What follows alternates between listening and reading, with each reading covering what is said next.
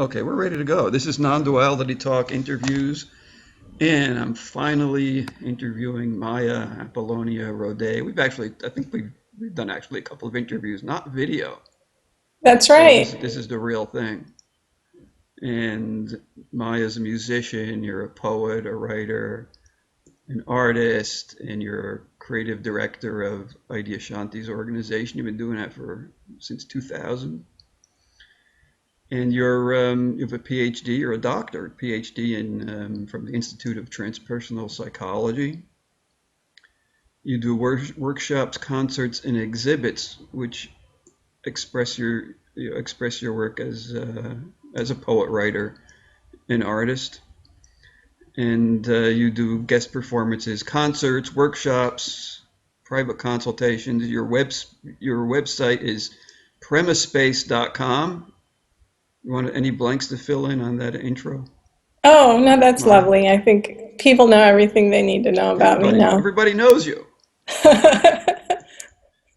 But the topic we're going to talk about is just a project I've been involved in, which is like running your own non-duality meetup group, like an independent one where there isn't necessarily one teacher, one tradition, one book or anything like that.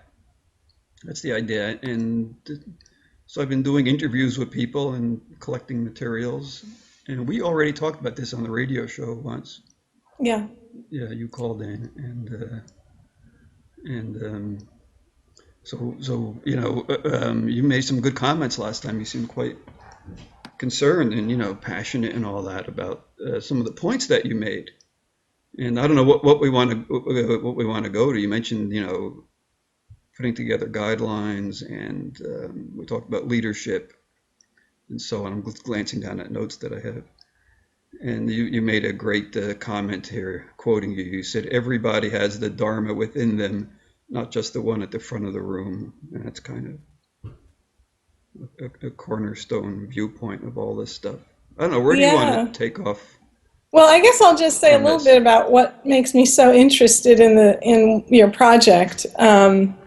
And it is around the quote that you just said. I when I first started working for Adyashanti, I knew that, let's say, truth or dharma or whatever word that one wants to put on that was the most important thing in my life, and that's what I wanted to serve. And at the time, it was like, this is the guy that, he's sort of the channel for me to support dharma flowering in the world. And it was never about him specifically. It was more about that expression of, we could say, non-dual truth flowering. And it was the most obvious way for me to support that happening. And then over the years, certainly many people that have been close with him over the years are now teachers themselves or do Dharma in their own way, expressing that. And it's like I see them like they're the ones that need some support now to flower in their work. And not only them, but it's like everybody that comes to a satsang is there because of that within them, and to always feel like it's out there with the guy in the front of the room, you know. And Adya, in his own way, tries to direct people, obviously, back to their own experience. But just the whole setup of the guy in front of the room or the woman at the front of the room is, just the form of it kind of perpetuates the idea that it's outside of ourselves or that we don't have the ability to express it. And so one of the many sort of facets of what's so beautiful about having the smaller circles is that each person in the circle has an opportunity to start practicing that flow of speaking truth without having to, let's say, sometimes you go to a talk and someone comes up to the microphone and they start playing teacher. And there's something that doesn't feel right about that either, because, well, we're all here to hear the guy in the front of the room, not somebody else's thing. But so if the context is set up for each of us to listen to each other and be curious about each other and to see what is the truth that wants to come through that person now, and how can I hear that beyond the words that they're speaking.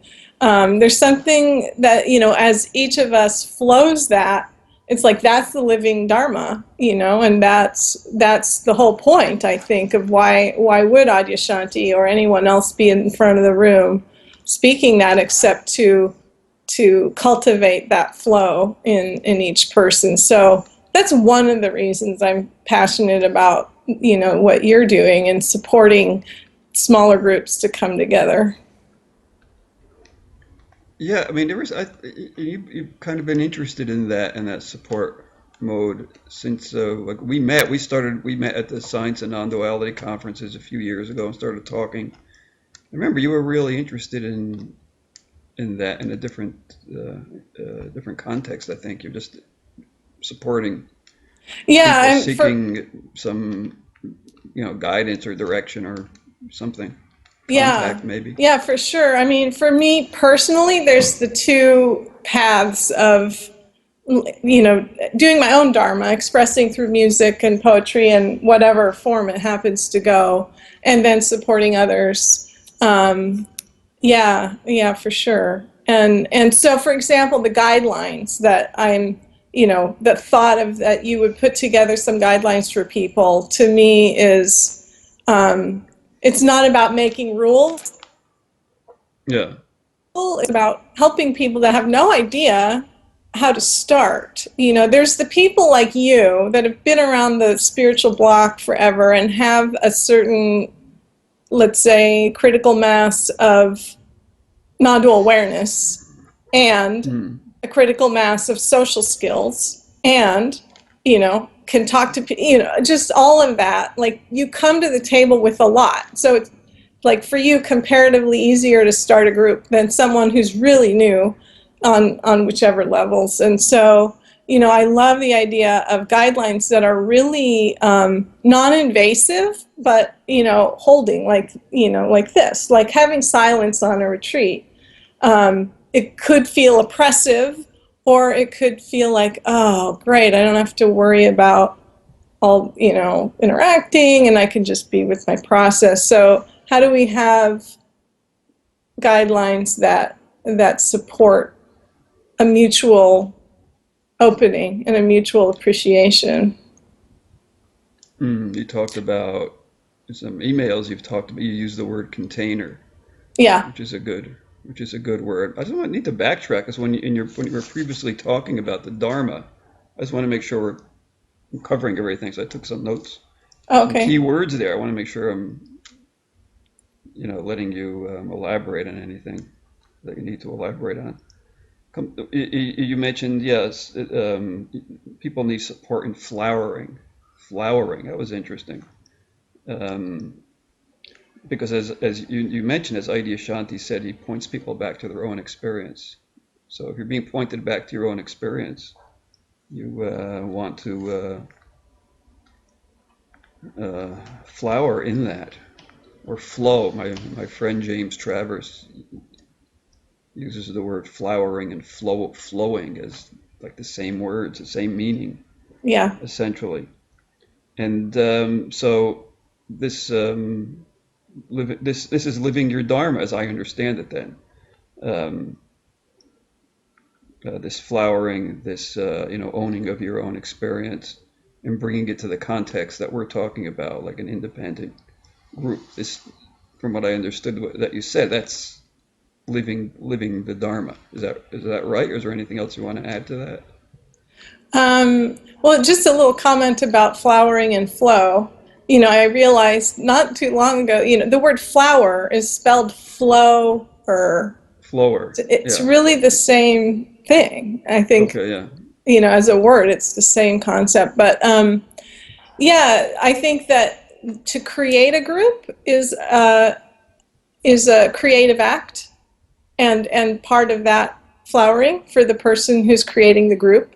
And because I think the nature of the types of groups that we're talking about, then it's also the container for others to come and flower in their own expression. Yeah. Yeah.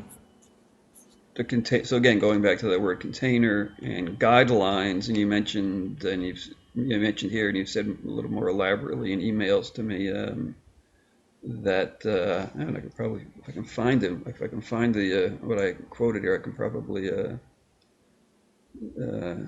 put down what you wrote about that. You said, oh, you wrote to me, you said guidelines have to do with creating a container that holds and allows experience for everyone.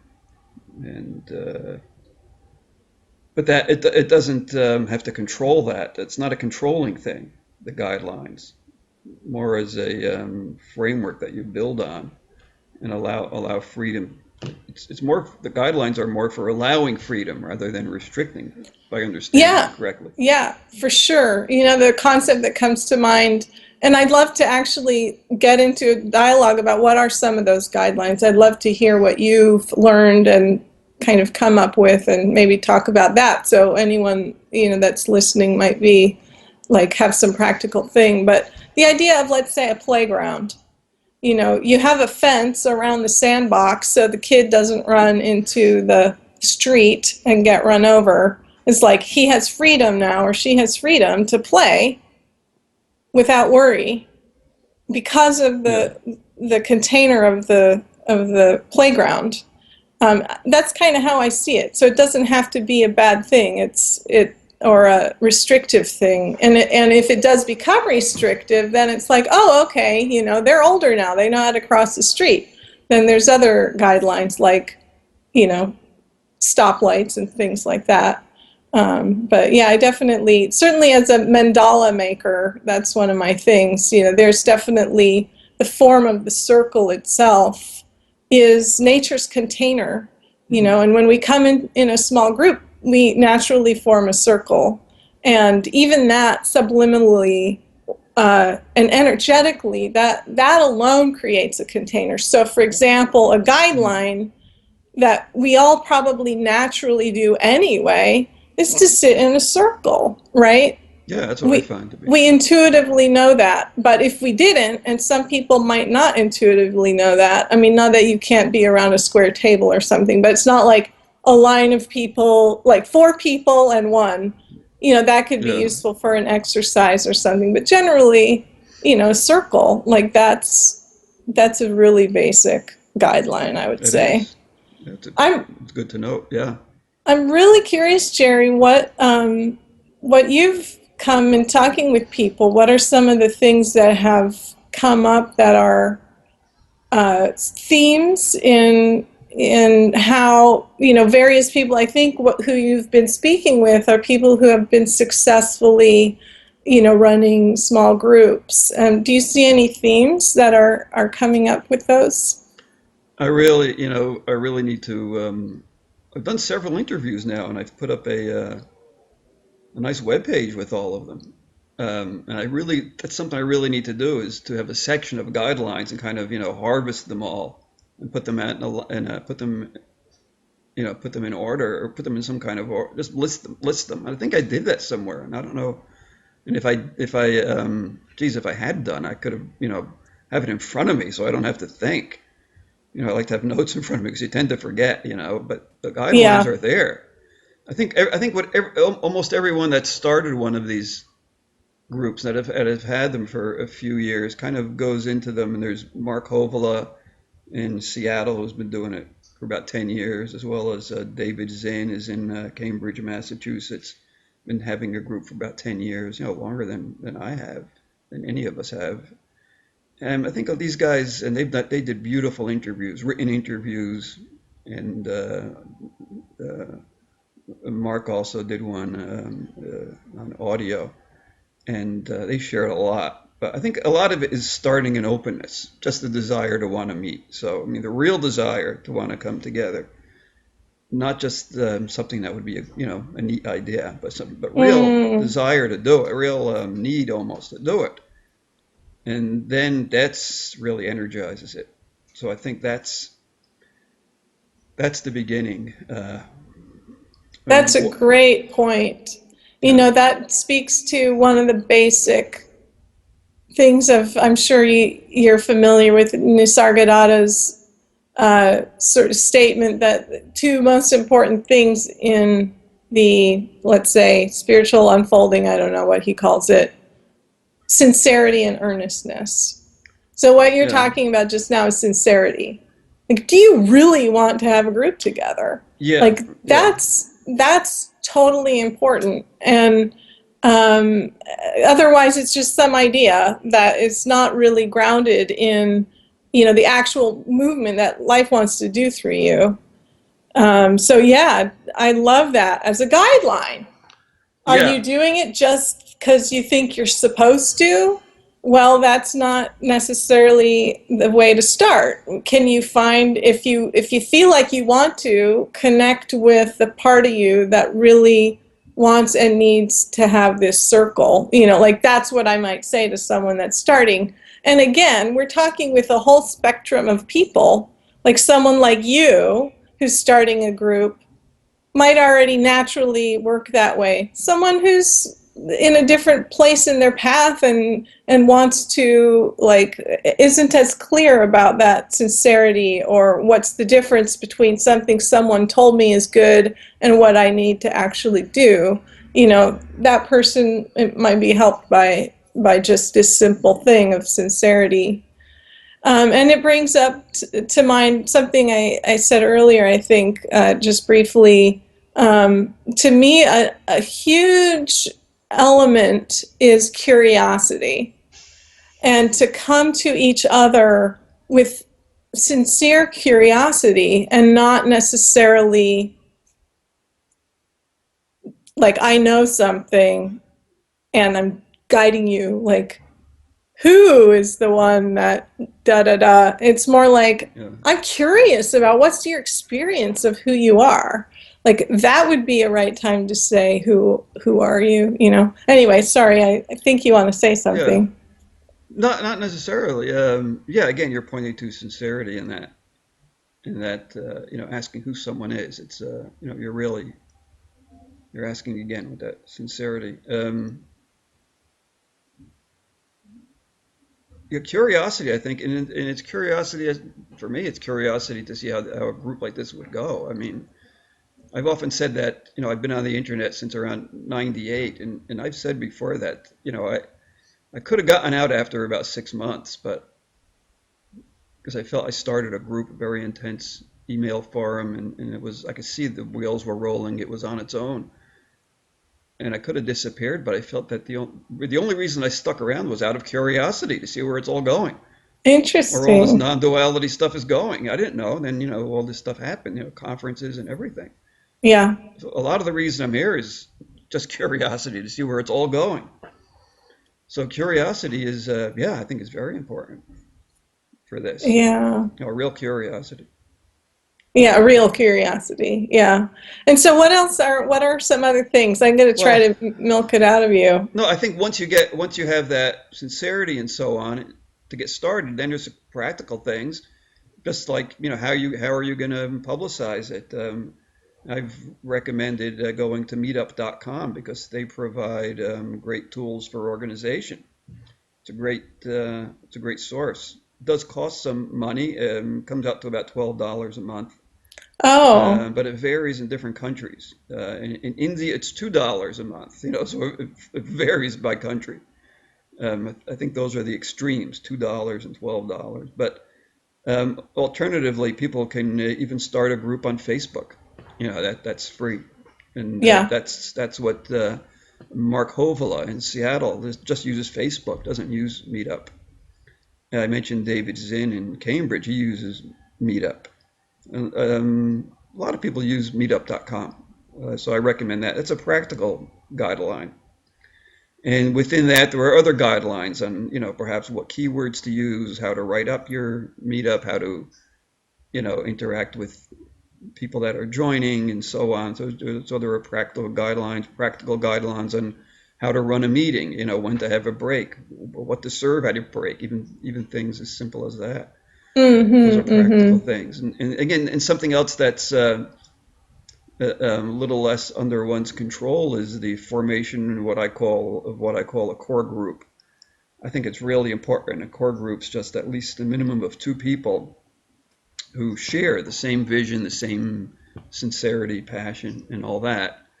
That's really important to keep a group going, I find. Some people have more than that, have 3, 4, 8 people. We have, several people, and but at least two is good. And there's no guideline to how that'll happen. It just sort of happens, I think. Yeah. Well, I think that last one you said, I want to just highlight as I agree. It's so important to have, let's say, for a regularity. I don't know if you have a guideline about, not just having a sporadic meeting now and then, but just to say, like, second Monday of every month or whatever regularity that could be really helpful. Certainly with a core group, it's like, it takes two to tango. You can show up and sit by yourself, every Monday night, but that's in reality kind of hard for people to maintain until the group shows up. So if you have at least two people, if you have at least one person that you're going to meet with in that space of Dharma, I like the word Dharma, to do that regularly, then there's something about that habit, and then someone else joins and someone else comes and then they go, but to always have that core group. And so that's another thing I just want to underscore for people that are starting a group to, if you do have some people that in your area already, to not just invite them to a group, but first to even ask, is there anyone that wants to do this group with me, like to co-run this group or to co-host or whatever, because to have that partnership is really, really makes a big difference. And there's a difference, I think, between someone who will be part of your core group, who will co-run it with you, and a regular member. So there are people who attend all the time that don't necessarily want to be involved in the deciding when to meet or what themes or being involved as a moderator or anything like that. But they enjoy coming all the time. So so that's part of you can even distinguish between a core group that's kind of managerial, administrative, leadership, and a group of the regular attendees who are equally welcome to do whatever they want. If a regular attendee comes to the core group and says, "Hey, I want to be more involved," and then they'd be, chances are they'd be very, most welcome. Yeah. But not everyone wants to be part of a core group, so. Yeah, for sure. So it's good to be aware of those differences, if you're running a group, I think. Yeah, there's a lot to learn. I mean, I think that, you're a little older than me, so you probably have had in your childhood, there was probably more, I'm guessing, more community interaction, neighborhood parties, or whatever thing that might have happened, and that's dissipated over time, and there was not a whole lot of that when I was growing up, and now there's even less. And so we don't really have practice coming together as communities. So even though I think some of these things we're talking about might be really basic, I think that it's important. That's interesting. You're getting into community. Really, you're talking about. I kind of see them. I haven't really put them together because there are people literally starting communities. Building structures and people coming in and living there. And I'm thinking of David Hodges, who just out of an idea, and he lives in Vermont, and bought some land there and built a big home, like maybe a couple structures, and there's a nice handful of people living there, and it's not easy what they do. They have to do everything, share the work, eat meals together. It's, they have their challenges, and but that's what he's done. That's taking this idea we're talking about and really, blowing it up to a different level. But you're right, it's still even these meetup groups we're talking about still are a community. And occasionally I hear people in our group saying they sense when it's becoming more of an expanded community, and they'll mention it, geez, it's nice coming here. It's like it's like my community, and that's nice to and important to probably mention that Yeah, these groups can and expand toward community. I wonder, yeah, so that's an interesting thing is what motivates people to do a circle or to join one. Like you said, that there needs to be the genuine desire and need, or however that shows up. But is it a need for like a substitute for going to hear the guru speak? Like to have to just kind of come into that meditation space and like soak in the hit of non-duality or whatever, or is it there's also that missing element of community that I think so many people are missing, and there's that element too, but community of people that understand the language that I speak. I came up with a little three sort of definition thing of the Buddha. Buddha, my heart; Dharma, the language of my heart; and Sangha, where the language of my heart is spoken. And so all those three things come into play in the circle, right? And all those three things, there's a need. We have a need as full human beings for all of those things.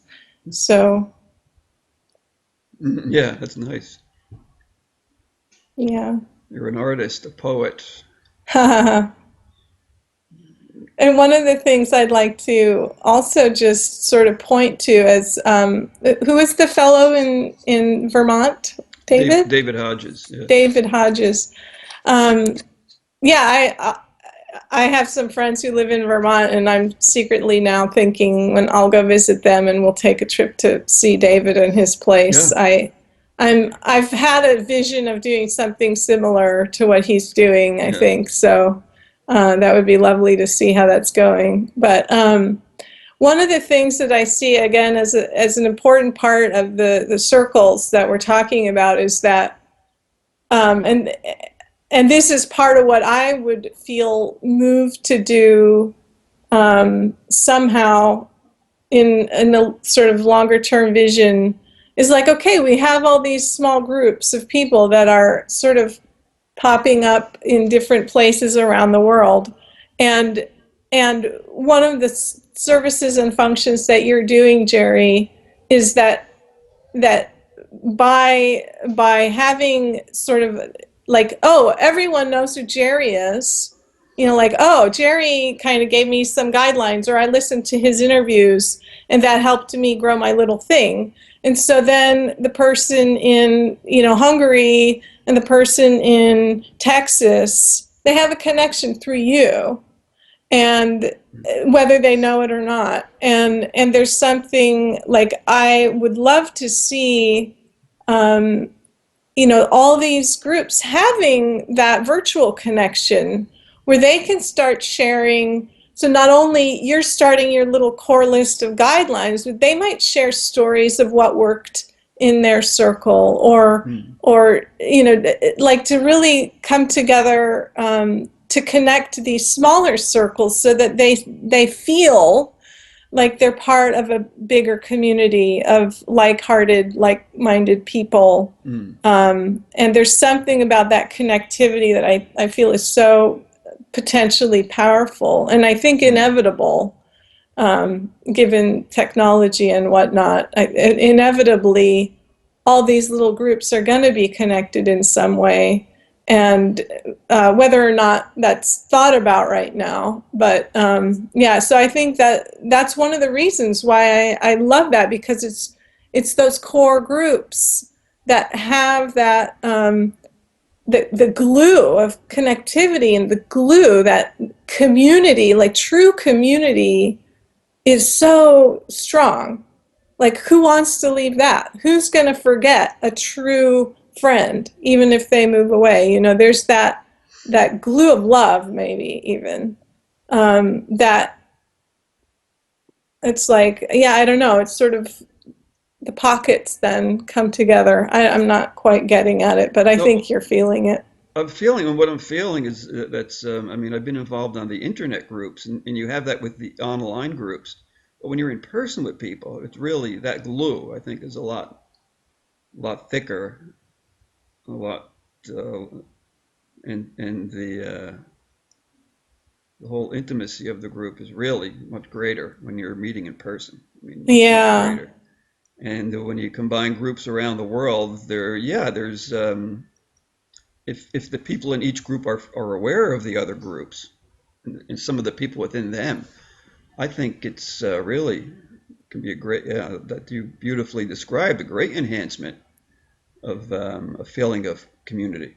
Yeah. Really great. Yeah. I mean, it hasn't really been done yet. People, I mean, I've mentioned a couple of, in my group, I think I've only mentioned the group in Auroville.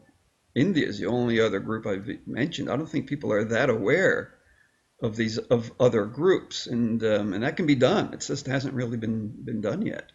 So I'd like to invite you to just start that a little bit right now, like off the top of your head. Where are some cities around the world where you know groups are happening? Groups, I mentioned David's in Open Awareness Meditation Group in Cambridge, you know, outside, I guess that's outside of Boston. And I mentioned Mark Hovela's in Seattle. And then some of the newer ones are again Anamika and DGA Vase in Auroville, India, southern India, have one, and but there's a first meeting is tonight in, maybe it's already happened. I guess it's already happened in Sydney, Australia. Um, Kim Lai, I think is he pronounced his last name. We had a lot of discussions, and he started a group in Sydney, Australia. And so I'm anxious to hear how his meeting went. His very first meeting, he had like 23 people supposed to attend. Wow. So we talked quite a bit of, you know, possibilities of how to organize it and keep it going. But I mean, who knows what actually happened? So what time would it be if it's about, yeah, it'd be about 2 in the morning there now. So I guess he already had his meeting, and I guess I'll hear from him soon enough. So there's one in Sydney, Australia. Like I said, India. And Gonzalo Fernandez has a group in Costa Rica, and they've had several meetings. Um, Cheryl Abrams started one in it's Woodbridge, Virginia, outside Washington D.C., and she's doing a lot of teleconferencing. Actually, she's chosen to do teleconferencing. So you just call up a number and you're on a conference call, and she's been doing that week to week. And I've sat in on a couple of those conferences. She advertises through Meetup.com as well. Uh, and I'm probably forgetting a couple of others. There are others. Someone just Yeah. wrote me from a few other places in the U.S. and I'll have to check my lists. But That's there's several. that that's awesome. Yeah, and I'm sure there's many more that aren't officially, announcing themselves Right. anywhere. But what comes to mind, just to mention, uh, some of the cities, I think it's interesting to note the cities that are sort of hot spots for sort of this kind of thing going on. So I want to brainstorm that a little bit with you. The ones that obviously, well, obviously to me, in the San Francisco Bay Area, Yeah. that's a place where there's a large amount of people that are interested in this kind of thing.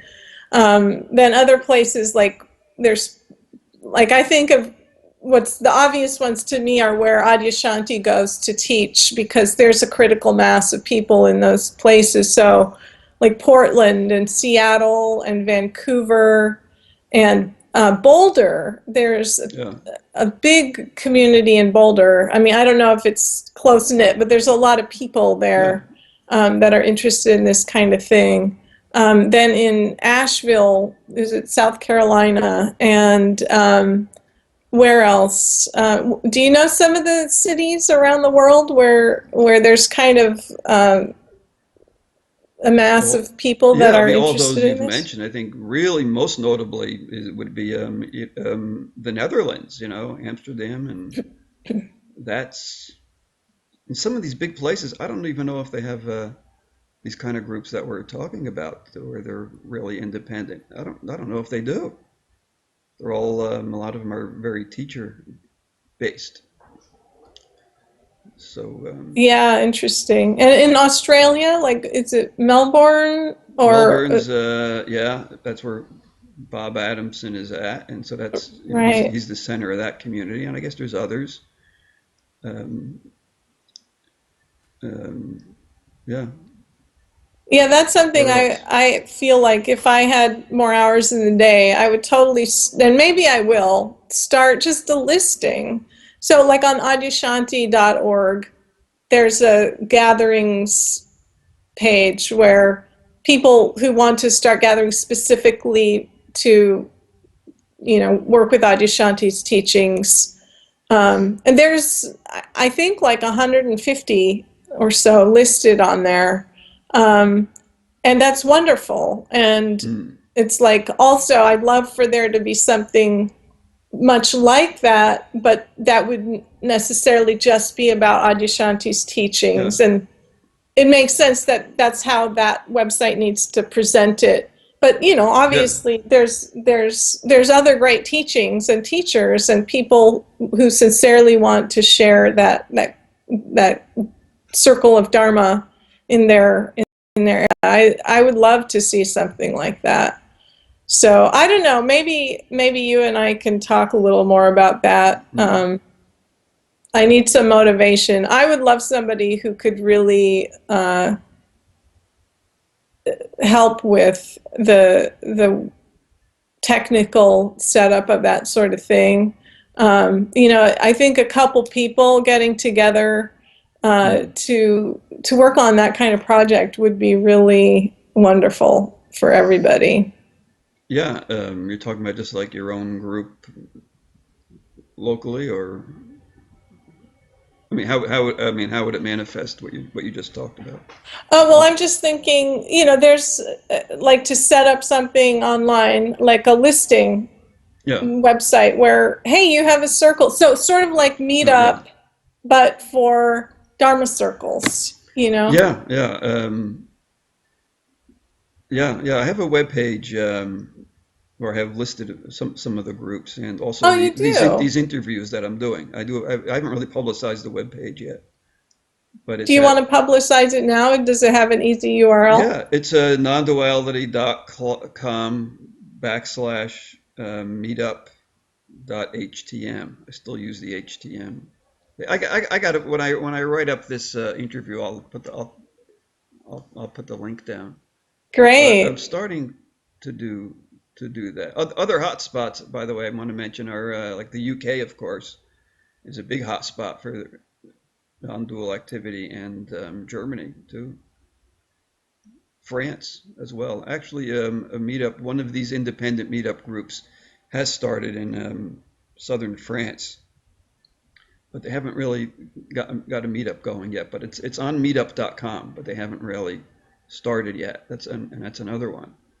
Um, yeah, there's a few. I really ought to just click into my list here, and because I'm forgetting things. But anyway, uh, So is so the yeah. is when you post this interview online, is there a place for people to comment? And I'm wondering if we would invite someone to what kind of comment, like, oh, do you have another city where you're starting a group? I mean, even to invite people to sort of raise their hand in the collective space and Yeah, on my website, I don't have,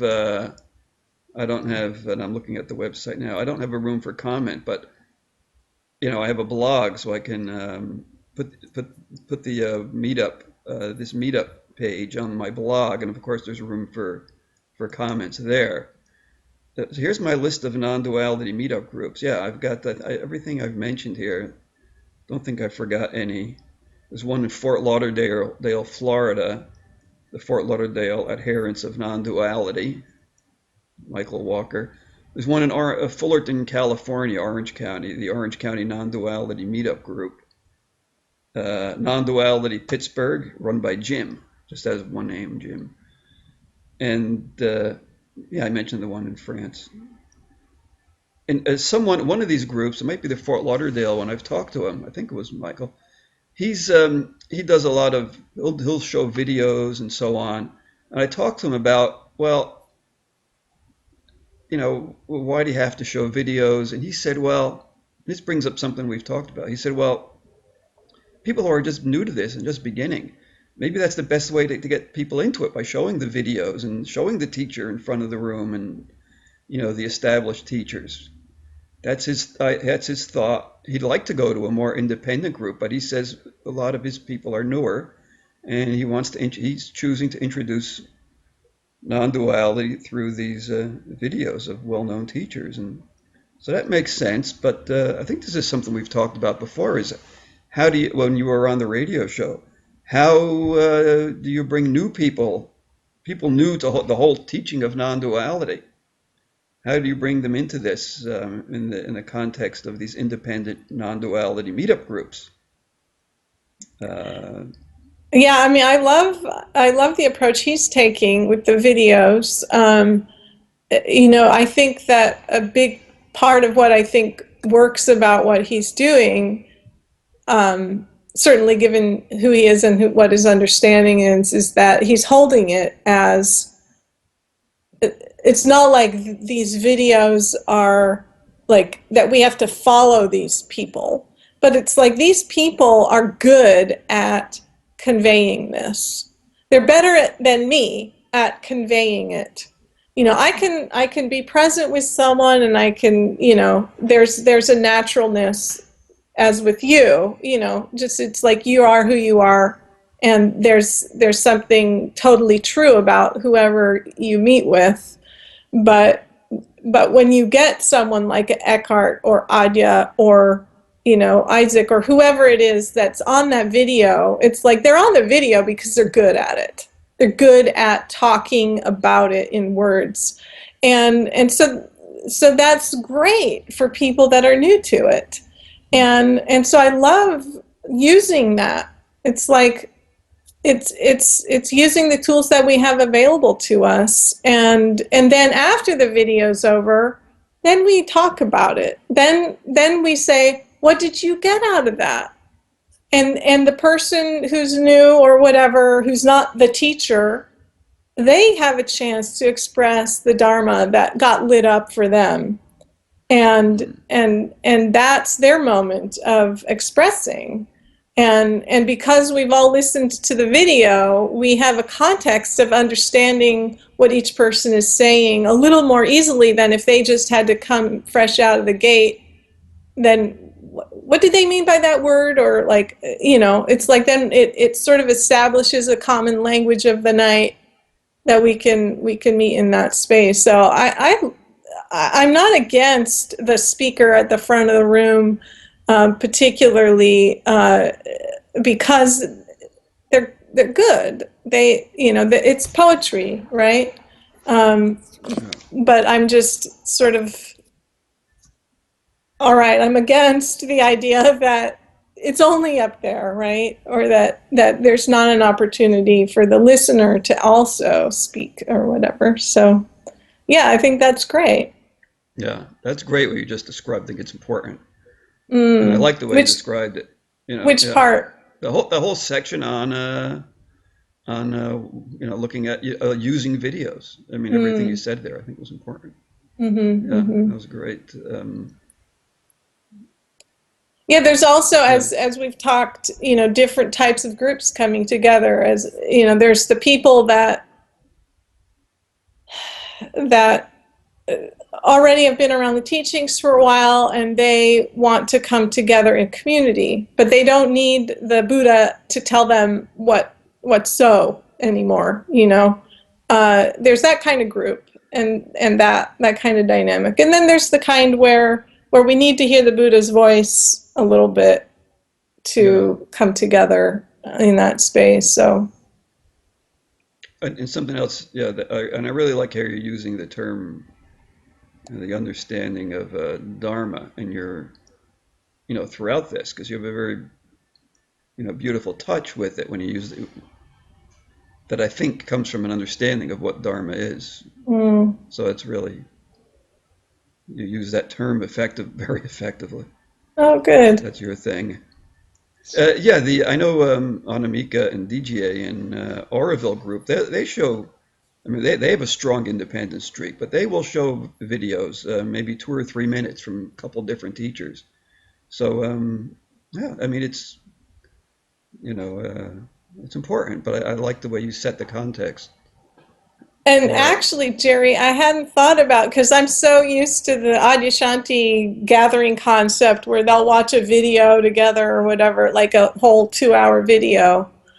That's great to open, that's a guideline. I think that's a good guideline for someone who wants a guideline. Just surf YouTube the week before your meeting, find a clip that's 10 minutes or less that you want to share with the group and watch that together to start the group. And then you have something common to talk about. Like, I think that's a great idea. Mark Hovola in Seattle, James Travers, who's in my group, and we're equal, we started it together. They both studied with Jean Klein, and Jean Klein apparently urged people to start groups, but he never said to start a Jean Klein group, and he never said, well, back then I guess they didn't have videos to watch. Maybe if it was the days of YouTube, he would, but he just said, just start groups and talk. That's all. I don't think he gave any specific instructions, but I think that's what inspired Mark in Seattle, and I know James has said as much as well. Now, I love knowing that. How did does he give more specific instructions when he says to start a group, or is there? You mean Adyashanti? Yeah. Oh, well, he's got this little book, The Way of Liberation, and in the back of that book, he gives like 4 guidelines that are, yeah, gosh, I don't remember off the top of my head. One of them is probably to speak from your experience. Honestly, I don't remember what they are, but it's a good place for someone to start. That's an essential guideline right there for any of these groups. Speak from your experience. Yeah, for sure. And that's something I love, that guideline. It's actually what Adya's teacher, who invited him to start teaching, that was the instruction she gave him. Speak from your own experience. And I think that there's so much in that guideline that's so helpful. Like it avoids getting into philosophical mind stuff, like arguments about ideas. It's like, what are you experiencing right now, for example? That's what we're here for. And what is your experience of your own process of unfolding, or your own awakening consciousness, or whatever, rather than, well, I think I know about your experience. Yeah. Right. I mean, maybe my experience can inform yours, but I'm curious about your experience, and I have the knowing of my experience, and I can express that with authority. It's a great point.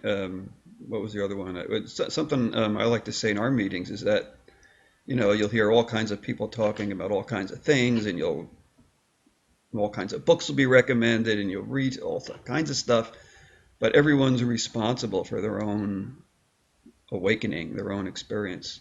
Not just speaking from your experience, but you're responsible. Yeah. Responsibility is a good guideline, I find. That's a really good point. And at the same time, I think there's hopefully people that come to these things have sort of a pure intention, pure heart. And I think while we each need to take 100% responsibility for ourselves, there's a sense of I need to also take responsibility for how I'm holding the space for another person, and and care. Like when there's a circle, especially for a leader of a circle, and maybe we could talk a little bit about even what is leadership of such a circle that we're talking about. But there's a responsibility that we each bring in holding the space for each other, and that feels really relevant and important, to like hold each other with love, to hold each other with respect. Maybe that's another key word, is to really respect each other, because that can get, like, honestly, in the non-duality world, people, when they wake up to that all pervading consciousness, for some people especially, I mean, there's a deep authority in that. Like, that's seen and it's known. This is it, right? And what happens is that people then apply that same authority, which is real for that. They apply that authority to other things where that authority doesn't apply. Because I have this authority of this, that I know anything about being in a relationship, or that I know anything about what you need to experience, and it can, because it's such a powerful awakening, it can kind of go astray.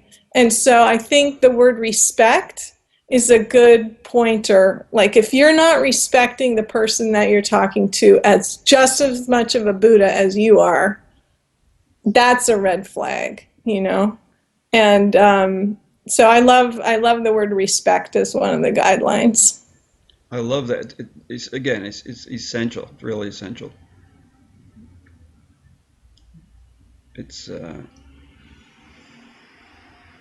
what else does it bring up for me? It brings up something as simple as in the beginning of a meeting, just welcoming people. Sincerely welcoming everyone. And so that tone that you're talking about, it's not a tone. I mean, that, dynamic of relationship you just talked about. The tone for that can be set in the very beginning, even before you sit down in the circle. I mean, just when people are socializing and gathering, that's an opportunity. And then when you start the meeting, you just welcome people, and the way that's done can basically communicate with what you just said about that. Yeah, I love that. That nature of that respect that you're talking about. It's very profound, and it's essential, and you can easily drift from it, get involved in your own sense of authority. That authority that goes too far. When you were talking about that, you must have seen a lot of that in because when you go to these retreats with Adyashanti, you just see all kinds of people and all kinds of interactions. I imagine you're just flooded with it. I've seen that. It's and that happens, I think, well, I don't have to get into the whole story of it, but it's a common thing that happens for people. Yeah. So how many of Adyashanti retreats have you been on, and how close are you connected with everything that's going on and all the people and whatever? Well, okay, so I met him at the end of '98. Started volunteering and being very much involved in. He was sort of just starting then, wasn't he? Or '97? He started in '96. '96, okay. Yeah, so I met him about 2 years later in '99. Then I was fully volunteering and helping him create his first Mount Madonna retreat. And And then I started working for him in 2000. And yeah, gosh, I mean, I don't know. I'm sure I've been on at least 30 retreat, 5 night silent retreats over the years. Yeah, for sure. And at retreats, then I do usually when on retreat, I'm sort of the poet musician that opens the evening songs with something for the group, and then I helped him put together a chant that now he does every morning after the first meditation. And so there's been that aspect of really playing a role in helping to create the container that he teaches in. And because I've been on so many retreats and also been visible on retreats, then I meet a lot of people, and I don't get to know a lot of people. I mean, we only can get to know so many people in the amount of time we have in days or whatever. But and they're silent retreats, so we're not talking during the retreat, but afterwards I meet a lot of people. And I for the people that are in my community of people that I interact with regularly or irregularly, it's not just my own experience of encountering people that have a certain, well, just different people that have. I hear a lot of stories about awakening and about relationship with people that are in that process, and so I get exposed to a lot of snippets. And certainly, all the people that talk to Adyashanti during a retreat, I can see, where they're coming from and how he responds to them. And I feel like I have, over the years, gained a lot of snippets, I would say. And then some more in-depth stories that I'm aware of. Yeah. So I don't know if that answered your question at all. Yeah, just some insight into your, intimacy with all his work and stuff. So Yeah. yeah. And I'll also add, because we're talking about small groups. Well, I haven't run a non-duality group myself. I've certainly been in some small spontaneous groups of people that are in the satsang circles.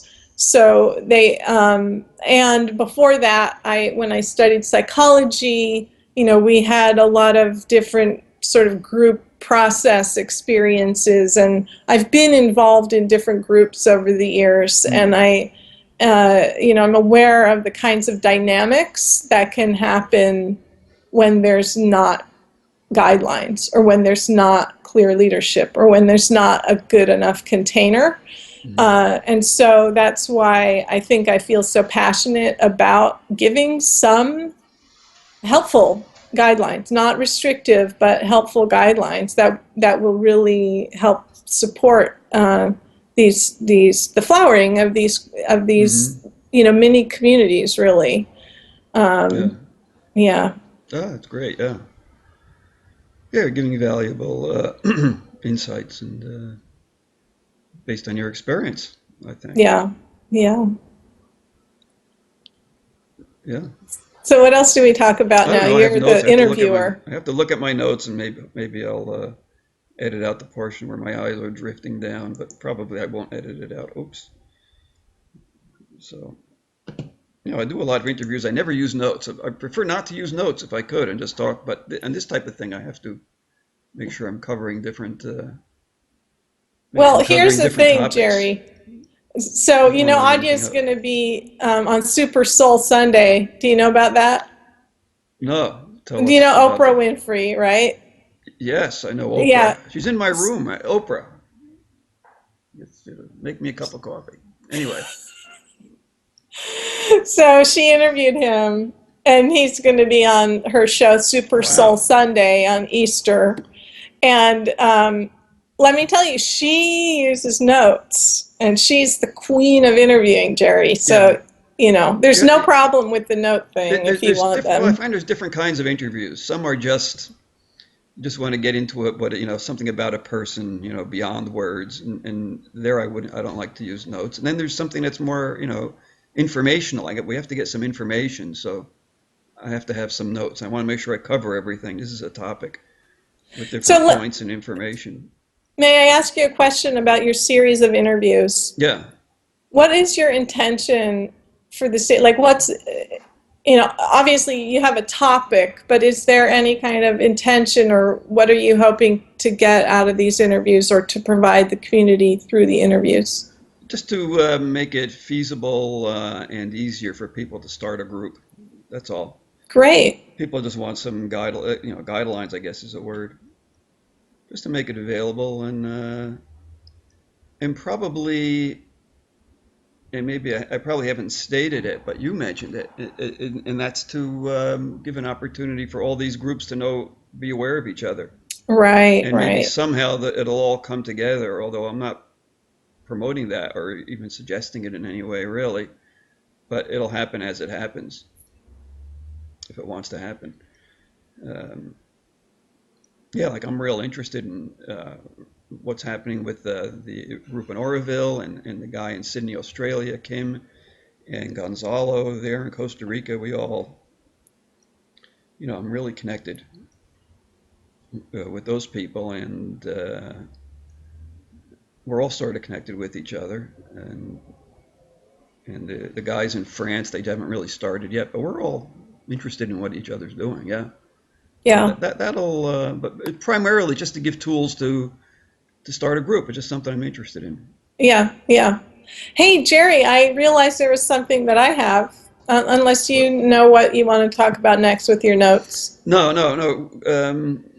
I had notes on just some practical things on uh,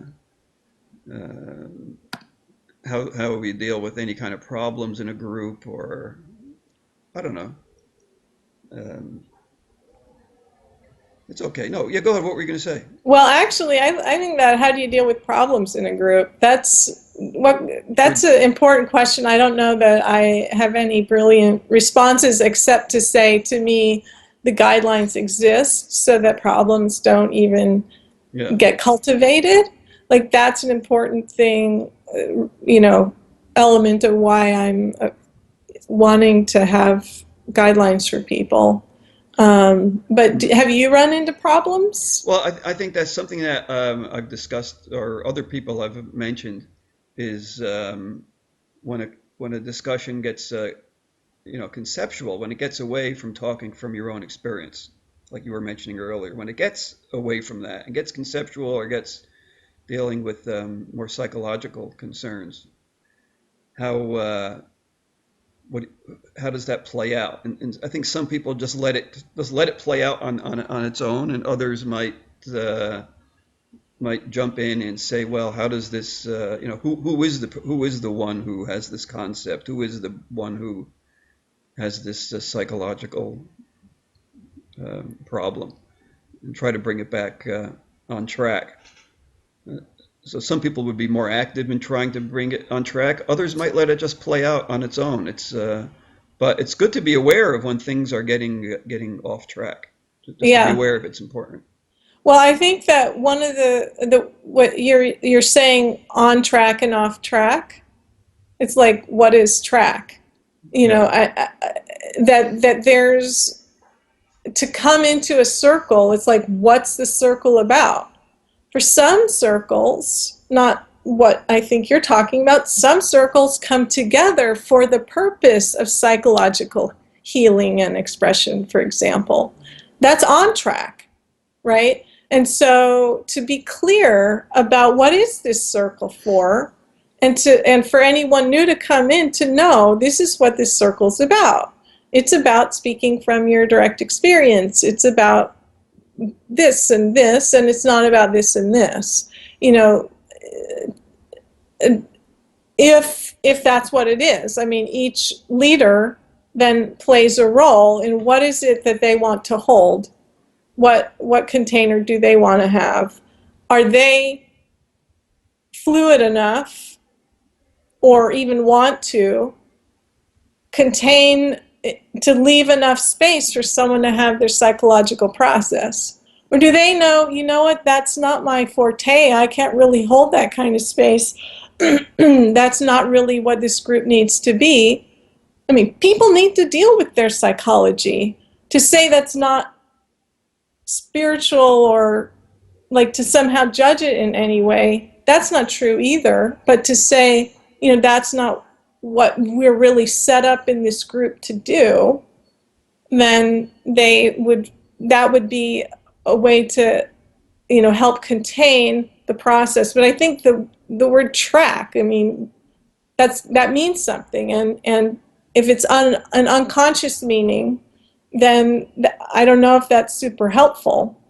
But if it's conscious, then we can all know and we come together with an agreement that this is what we're doing or not doing. And I agree. I mean, I think the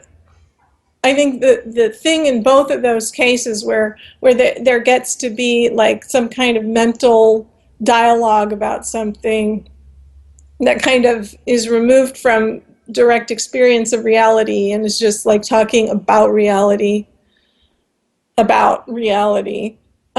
or someone who's in a psychological process that takes up a lot of time, you know, processing something. Like both of those things are kind of where there's a domination of the space, and like a taking over of the collective energy. And maybe that's like, I don't have an answer for that, but I'm just pointing out that there's an element of self-awareness that if the individuals coming into the group that we need to cultivate in ourselves and in the people in the group, to be self-aware of what am I contributing to the group, and what is the collective field in the group, what does it need, or, you know, what is it holding right now? Yeah, I don't know. It's I guess I'm just saying a lot of words, but really just thinking that that's an important consideration. It's an important thing for a group leader to, you know, be aware of. Yeah, something that came to mind is something that I'm looking at my page of interviews here. Let me get to it, because David Zinn, again, said something, he's been running a group for 10 years, and said something about the importance of describing what your group is about. You know, writing a statement that makes clear, what's your group about? I just want to read it, see if I can find it here. Oh, that would be terrific. He wrote a beautiful, I put out a questionnaire and he wrote a beautiful responses to it. No, I probably won't be able to find it. You know, Jerry, what would be awesome on your page or whatever is not only to collect guidelines, but to collect versions of those statements. Yeah, like excerpts. That would be really great. From it. But he made an important point of how important it is to describe your group in the right way. Oh, I can't find it here. And that reminds me of a friend of mine in Boulder who I never followed up, but she talked about what a great group that they have that comes together regularly. And she started it by sending out a letter to people that she knew, inviting them to be part of this group that she's starting. And there was something about it that it felt like, what did she say in her letter that's not unrelated to what you couldn't find just now, but it's like, even a letter of invitation, what does that look like? How is that written in such a way that conveys that naturally draws in the people that are a good match for the group, and naturally people that aren't a good match wouldn't come. Um, I'm looking, I really encourage you to have that fellows guideline, or that the group description, and other descriptions that might be slightly different, and each leader might be drawn to a slightly different facet of the whole thing. Something else you pointed to was that each person that attends these meetings could have a statement of why they're there, That's or, great or even too. even of what the group is about for them. Because then you kind of you alluded to that in your response to you know I the, Yeah, I the, might have alluded to it, to but I that. wasn't thinking it, and I think that's No, that's what came great. out. Yeah. So again, starting these groups, really important to describe it in the right way. And yeah, and something I've never done or even thought of was, suggest that people, your attendees write down their own purpose and for being there. And it's sometimes if you at one of these meetings, if you have 15 people, it would be nice to ask everyone why they're there and what they want to get out of it, and that would take up a couple of hours. But if you have a small meeting of 4 or 5 people, you can do that. People can each spend, a few minutes talking about why they're there, how they got there, and those make for some pretty good meetings, don't they? That's a terrific idea. So here's the thought that comes. Depending on how many people are in your group and at what stage it is, you could say each meeting we have two or three, or however, what's the right number, people talk about why they're here. Yeah, And then so that's a if good it's idea. 15, three people talk, and then we do the normal thing the rest of the time. If That's it's a good four idea. people, I've never heard of that, and I find that once you start getting your meetings going, you'll find most people are regulars, and you'll get 1 or 2 or 3 new people each time. So um, at some point, you can just invite the new people to say why they're there and to spend 5 minutes talking to yeah. them. And yeah, we don't do that. We need to. It's a good reminder to me to do that because it's interesting to find out about people, Oh new yeah. people. And yeah, I love that. Like maybe for someone who's new, once they're like maybe the second or third time that they come, hey, you've come Yeah, back. yeah, that's true. What is Maybe the it that second or you're, third time. Yeah. yeah. But I was thinking of Kim starting his group in Sydney with 20 brand new people. Like you want to get to know everybody, but you don't have the time. So maybe just during socialization moments or during a break, you can find out about people. But when you're first starting out, you're going to need to, have a few meetings and start getting to know people. Maybe get some phone numbers and meet people afterward. Meet 1 or 2 people for coffee. Just start getting to know people. That's a good point. So that brings us to that thing about the leadership role in the group. Even if you're thinking you want to start a leaderless group, you don't want to be the teacher, you don't want to dominate the circle, but still the fact that you're bringing it together makes you a leader. And so what is Yeah. that role? And I love that. Are you Mm, drawn to have coffee with the people that show up outside of the meeting? yeah. That's lovely. Yeah, and that's important, and that happens. I mean, just as a result of talking to people, it's natural. Let's if you're getting along with someone, you're striking a rapport. It's just natural to say, hey, let's meet. Let's talk about this some more, and that'll happen. So you have to be somewhat of a social person and have some leadership qualities and be able to manage your group and organize it. Uh, yeah, Yeah. and now Kim again in Sydney started out planning his meeting at a mall, just as some tables at a mall. And he thought maybe 7 or 8 people to show up. And when he had so many people sign up, he had to find a place to rent, which he did. A very nice space. So you have to be kind of nimble too. You never know what's going to happen. Yeah, yeah. And you know what? I want to go back to underscore what you had said before about welcoming. Like as a leader, you're creating a space, and you're creating, like, you're selecting the environment, and maybe tending the environment in some way or preparing it in some way if it's in your home. And you're welcoming people into the space. And that's one of those things that is more important than it seems on the surface. But it really sets the tone. It really sets the tone. And that's huge. It's really huge. Does IDEA do that? I mean, is there, or is that done wordlessly in some way, or Do you mean like a in his welcoming of just retreats? people? I guess I don't know. I don't know. Tell me about it. I don't know. Well, I don't think there's a guideline. I mean, the Way of Liberation, the little section at the end, I don't think there's a guideline about welcoming or anything, but I would say that there's a great deal of energy um, that goes into creating the container of silence on his retreats.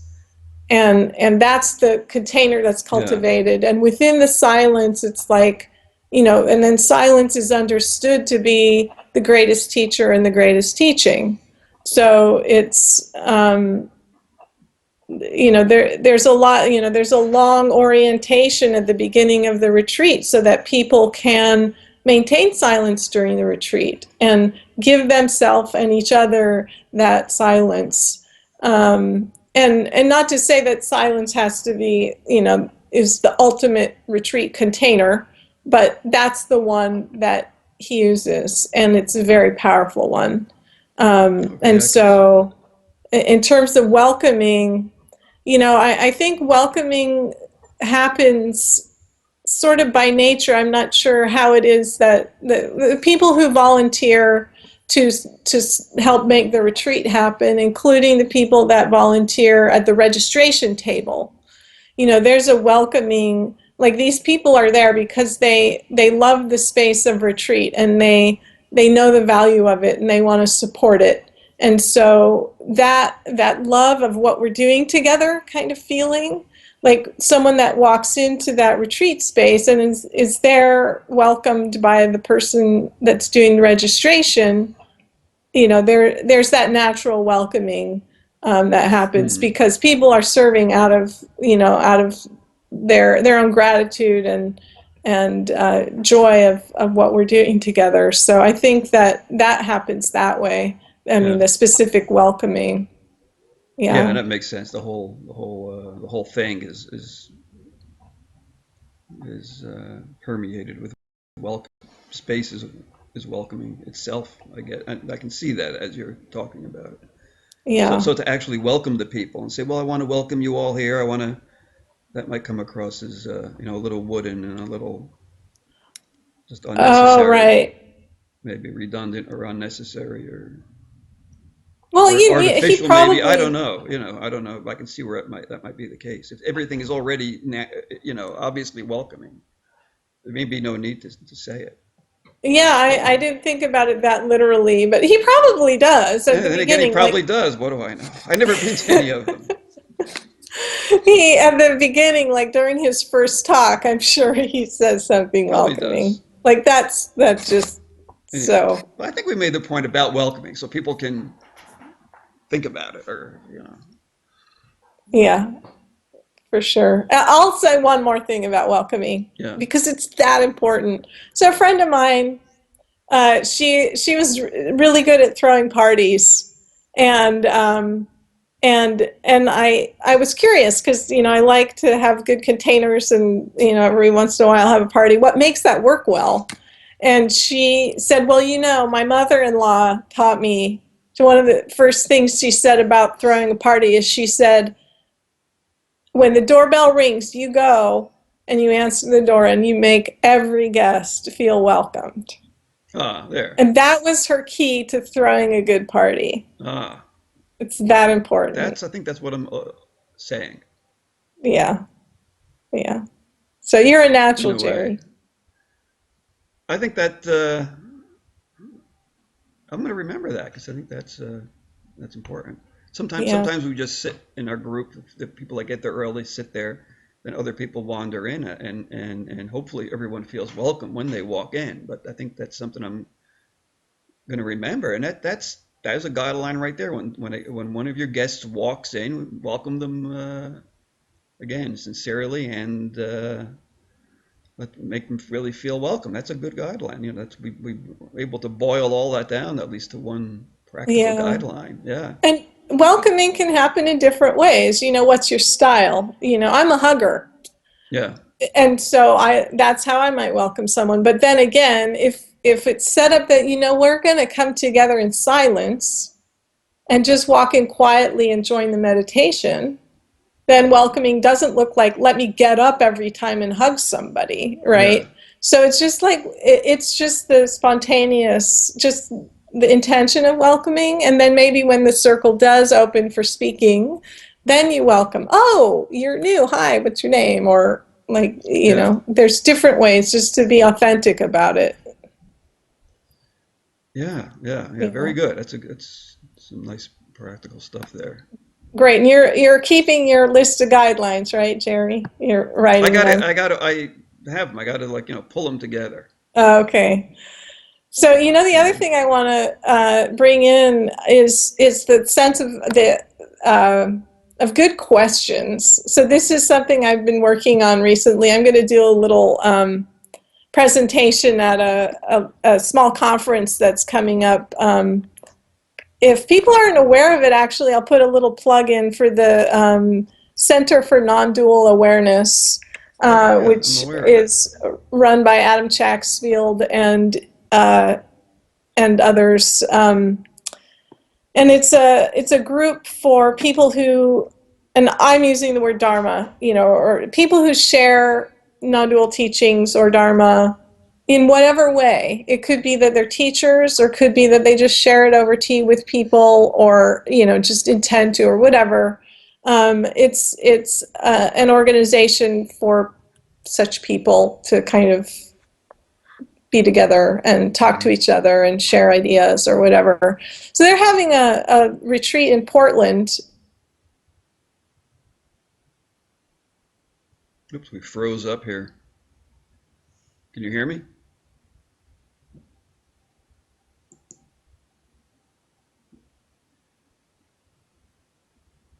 Frozen on my Skype. I'm wondering if Okay, I this is think we're still back. recording.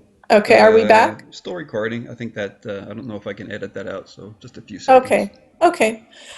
So anyway, at this one of the projects I'm working on for that presentation is a list of questions that are good for people to have real conversations. I think it's a really common experience for people when, let's just say, when they wake up, it's like the types of conversations and relationships that they were used to having just don't mean anything to them anymore. They can't collude in the dramas of life in the same way that they used to, and the types of conversations that the people in their lives are used to having with them completely don't make sense anymore. And so one of the ways that I feel like we can bridge, we all want authentic communication. Like that's the issue. It's like when you're talking with someone and they're going off on some story and you can't connect with them. So I'm collecting questions that are good questions that you can use with people that aren't necessarily on a spiritual path, but here you're talking with them. It's your mom or whoever. You still want to connect with someone, but you don't feel like you have to convert them to non-duality, but there's still a desire to connect. So I think questions can be so powerful. An example of such a question this might be my very favorite question, is what's been on your mind or in your heart recently, and why is it important to you? Like, I think that's a great question that works for anyone, and they can come and access something that's important to them and it kind of hopefully sidesteps the drama thing, but it's a little door into connecting with people. So I think in a similar way with these groups, it's like the question of the day, um, like one question of the day could be, what was your first experience of a shift in consciousness?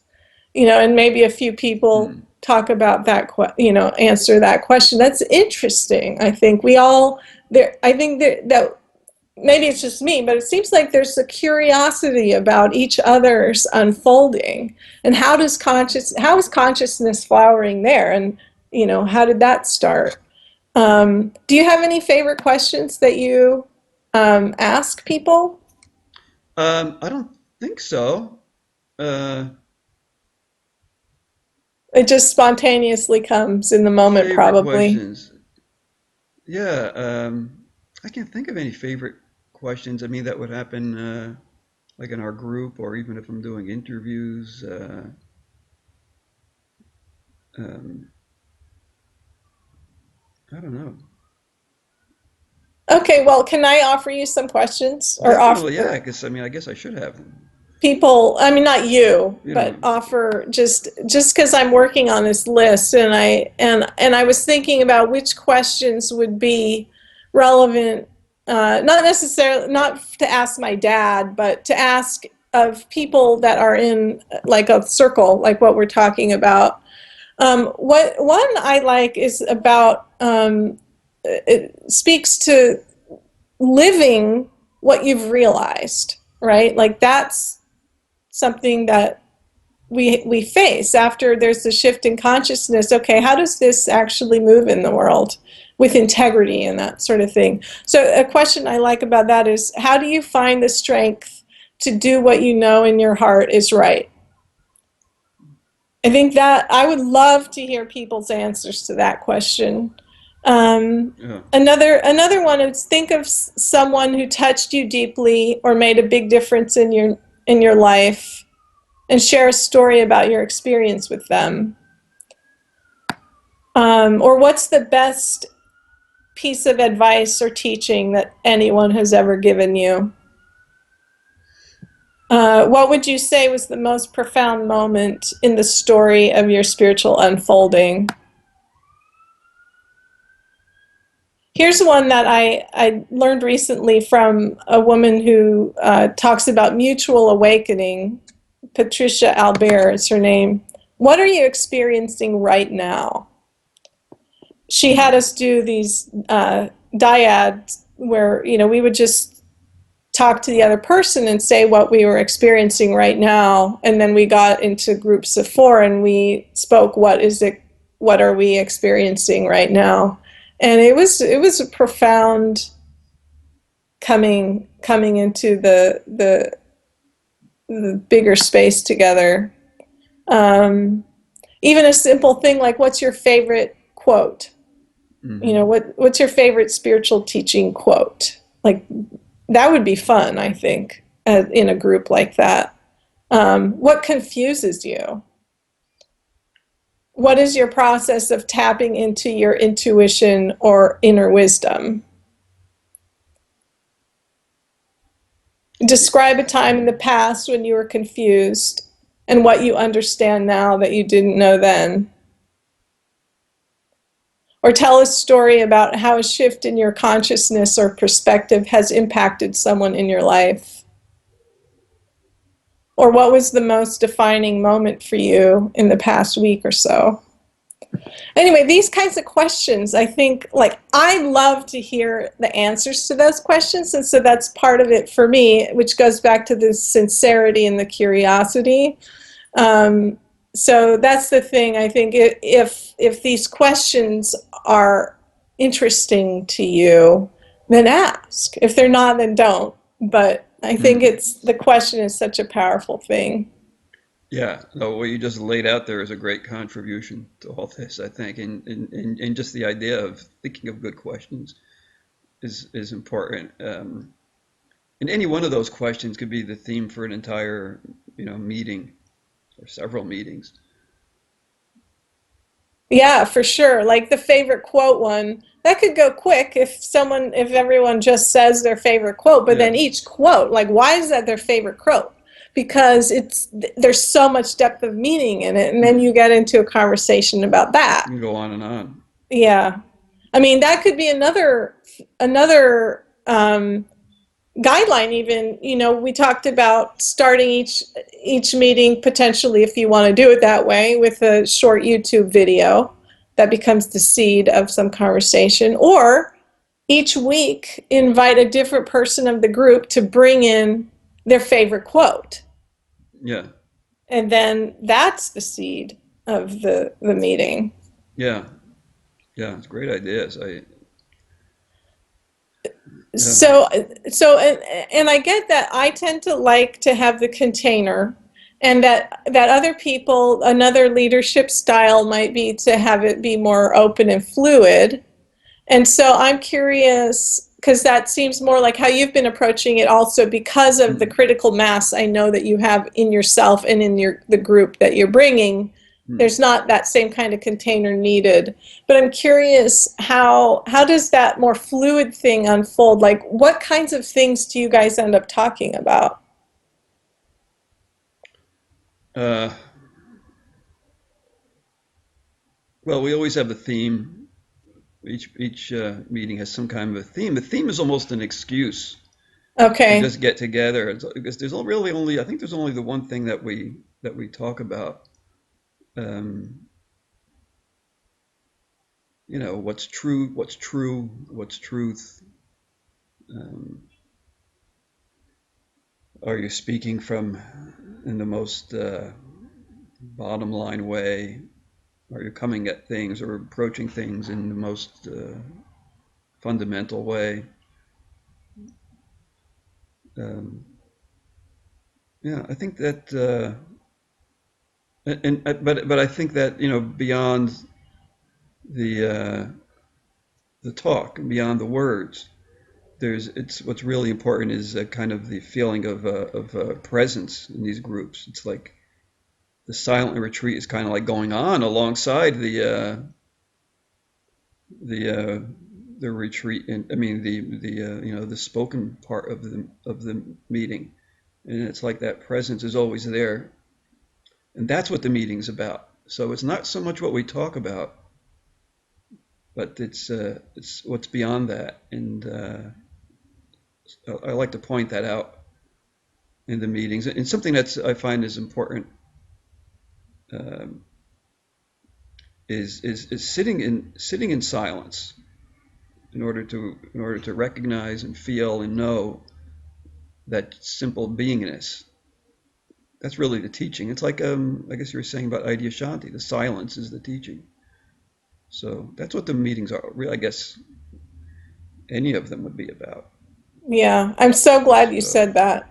Yeah, right. the So it's silence, yeah, and silence, that's sort of a practical word for it, but it's that, like, what is it that we're all devoted to, that unspeakable mystery of being and not being, and like that's what we're really doing.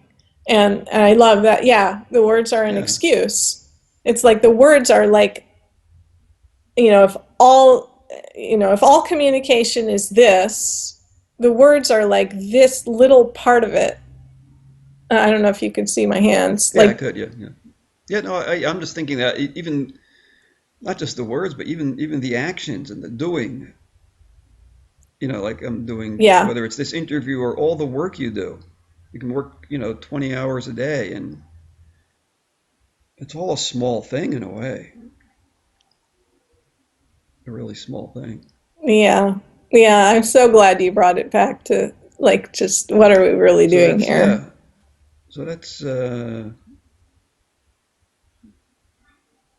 but that's kind of like the cornerstone of community too. Going back to the bigger community, like David Hodges' Vermont community. I think again, it's that presence, beingness, the silence, the wordless knowing. Yeah, That's at the base yeah. base of all And this. I love what just happened here in our conversation because it's what you just said, that in your groups you like to bring it back to that. You like to remind people this is what we're here for. And so in this interview, that's what you've just done. It's like this is an example of, Yeah, just speaking it, and I'm like, oh yeah, right. And then the space opens up, and that's the beauty that we're really here about, right? And hmm. and we can do the accounting, and we can do this and this and this, and that's all in service of life itself, living, and then to really bring it back to this, how beautiful, and this is what is the true calling that brings us together in such a, what does non-duality group mean? It's like those are words, but this is the reality of it.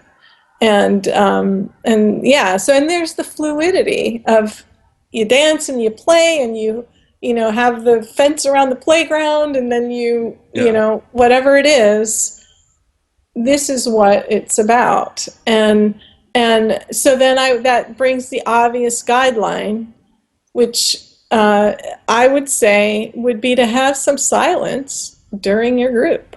Maybe start with yeah, silence. Like, not everybody is into silence as the way, but if there's not a critical mass of sort of, I'll call it awareness in the group, silence is really important, I think. You know? yeah. And it can just be a few minutes. Doesn't have to be like Yeah. 45 minutes. It can be 5 minutes of silence. We like to have a silence at the beginning, one at the end. One at the end could be just for like a minute or 2 minutes before everyone leaves, and before we go to a break. When you come back from a break, or just we've started to use a talking stick. So a talking stick, you can grab the talking stick and you can be silent. Just you don't have to say anything. So takes us to a talking stick as a guideline, a device, a mechanism. I love that, and that You know, particular even reason, just to have the talking stick be a symbol of listening to someone in silence. Like, that's hmm, worth it for the whole talking stick thing to me. Even if just to open up the possibility of someone just being present and having the attention of the group in yeah. silence. Oh my God, that's beautiful. The group in Oroville, they use the talking stick, especially at the end. They pass it around so everyone has a chance to say something, or again, they can hold it for a minute in silence, or they can just pass and just not say anything and hand the stick to the person next to them. And I'd like to start, doing that because that gives everyone a chance to say something, to have the floor, even if it's for a few seconds. That's a good idea. It's a good little guideline. Yeah, yeah, and even if they don't say anything, because that Yeah, includes all ways of being with the group. Yeah, yeah, I mean, there are people that come to our meetup that really don't care to say anything, but they certainly contribute by their presence because they come a lot, they come often, and they're there for a reason, yeah, yeah, and that says something. That's a yeah. contribution, just showing up is contributing to these things. Well, how are you doing with time? I think you need to get going Yeah, shortly. I'm gonna have to get going Okay, soon. we covered a So, lot. I think you contributed a lot of new things that I haven't heard from the other interviews. So uh, yeah, I'm gonna write up a lot of what we're talking about here. Actually, put it oh, into print so great. people don't have to, watch everything. But I think people will. I think everyone will watch it all to Someday, see where we're everyone on going. the planet will have seen this video. Yes. Anyway, so thanks, Maya. That's was great, and thank you very much. I think what I'll do is, we can sign off and then I can turn off the recording and Oh, okay. we Yeah, can well, say some final Jerry, words. oh, I forgot to say the most important thing. You know Yes. what I'm going to say, don't you? I I don't love know. you, Jerry. Oh, I love you. Thank you. Yeah, it's always fun to talk with you. So thanks for. You're still going to Sand. You're going next year, Yeah, this it's coming like October. 15 minutes from my Oh, good. house. That's right. It's near your house. Yeah, Yeah. yeah. It's not.